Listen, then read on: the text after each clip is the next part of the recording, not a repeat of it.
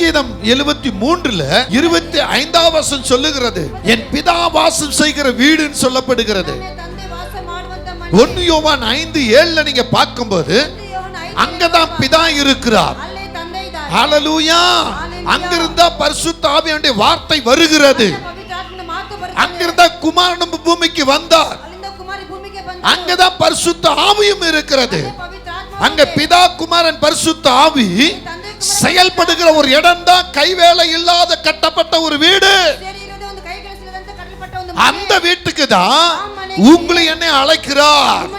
நீங்க வாங்க, நீங்க வாங்க, உங்களுக்கு தான் சொல்றார். அதனால தான் ஆதியாகமம் 28ஆம் அதிகாரத்துல யாக்கோபு சொல்றார்,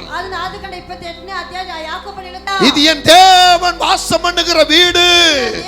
அப்ப பரலோகம் உனக்காக எனக்காக சிருஷ்டிக்கப்பட்டு இருக்கிறது.